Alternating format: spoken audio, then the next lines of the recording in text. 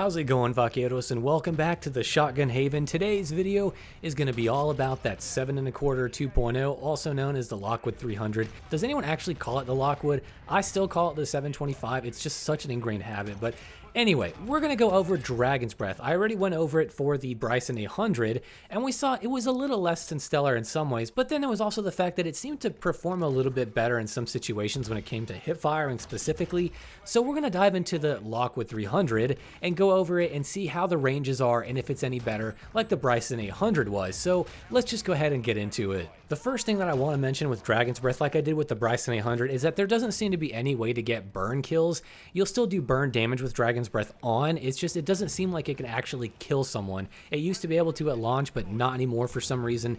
I think they nerfed it, so you can't really get any like kill trades or anything like that. You either get the one-shot kill immediately, as in you shoot, pellets hit, they're dead, or it takes a second shot. And there's a little bit of a burn, but like I said, it won't actually kill anybody.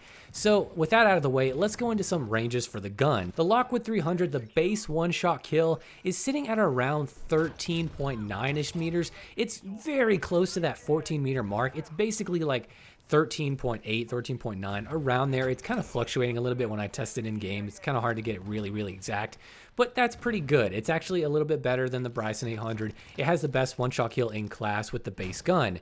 Now, Dragon's Breath, as we've seen in the last video, will hurt your one-shot kill potential by quite a bit, and it takes this one down to about 7.1 meters. That is your one-shot kill. Like I said, there's no one-shot kill burn. It's just, bam, one-shot kill, they're dead, or not, and it takes 2 shots. So 7.1 meters, that's almost 50%. It's a little less than the Bryson 800, but it's still a pretty bad detriment to your range. Now, we can stack it with a bunch of attachments to get range, and the best ones for that seem to be the 812 barrel and then also the GW suppressor.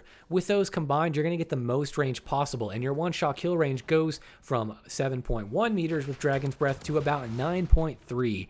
Again, not really that good. It's better than the Bryson 800, I'll give it that, but comparing it to the same attachments on the base Lockwood 300 with the base buckshot ammo, that thing has a one-shot kill of about 18.5 meters. That's pretty damn good. This is basically half that range, so it's really not good for one-shot kill ranges.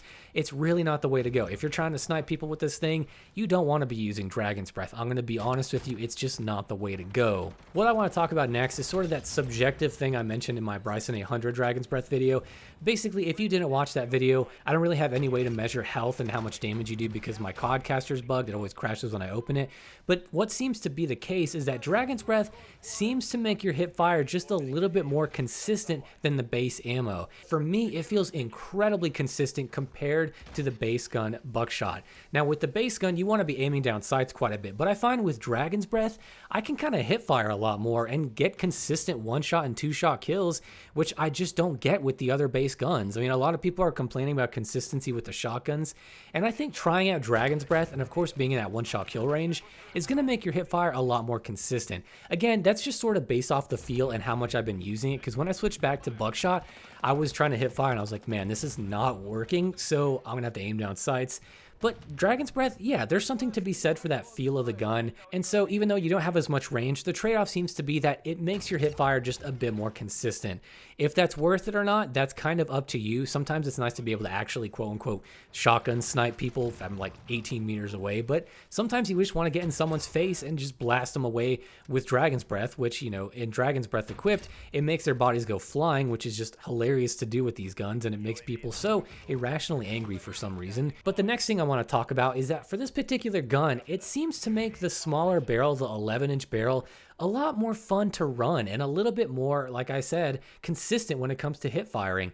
If you've seen my other video on the 725, or I'm sorry, the Lockwood 300, the 11-inch barrel is pretty awful. It's just not really that great compared to how it was in Modern Warfare 2019, where you could just hip fire and kill someone so easily with like 1 or 2 pellets. This isn't really anything like that, but with Dragon's Breath, it got a little bit better, and I noticed I was actually able to run around quite effectively with it. And the nice thing about this barrel is it makes you so incredibly fast that you can actually close the gap a little bit better. And with Dragon's Breath, I mean, you don't really have to aim down sights. You can just kind of hip fire and get 1-shot or 2-shot kills, and it's actually really effective.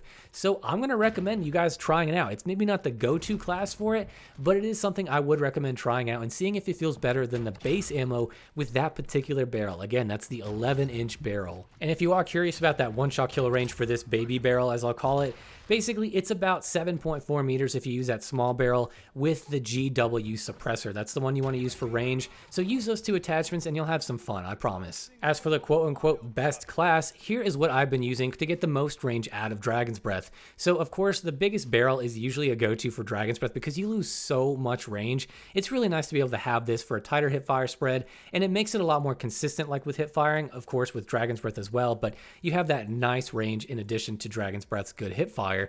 So then we have the GW Max 99, Dragon's Breath, of course, the Demo Carbon Guard, and this one I'm basically using just because I like the sprint speed bonus, and then of course the high stock mod to get the most benefit out of your mobility. Now another fun one, like I said, is rocking that 11-inch barrel, the Bryson Special. Give that one a try. Use the same setup, but just swap out that 812 barrel for that 11-inch barrel. If the 812 is also too much, you can use the 711 barrel as well if you want kind of the happy medium of good range, good hip fire, and not as much mobility penalty. So that's another good alternative. As for my thoughts on the gun, it is a lot of fun. For some reason, I actually enjoyed using Dragon's Breath on this thing a lot more than the base gun, and it actually made it a lot more enjoyable overall for some reason. Again, I guess it's because of that hipfire potential, and rocking it with range attachments makes it so slow to aim down sights. But with Dragon's Breath, you don't have to really aim down sights as much, I find personally, so I'm kind of enjoying it, to be honest, and it seems to be making that 11-inch barrel a little bit more viable for me personally. Since I'm such an aggressive player, it really does help out. But overall, is it the best way to run this gun? I still don't think so. If you can manage that shorter 1-shot kill range, it can be a ton of fun to send people flying backwards, but it's not the most ideal way to kit out your gun for range, I find, but it is a lot of fun, and hey, it's just something new to try, so go ahead and give it a shot. But with all that being said, guys, I want to know down below in the comments, what do you think of this gun in particular with Dragon's Breath? Do you guys enjoy it? Do you find it more consistent when you hit fire like I do? And with all that being said, I will see you guys in the next shotgun video. UAV is being refueled. RTB at this time.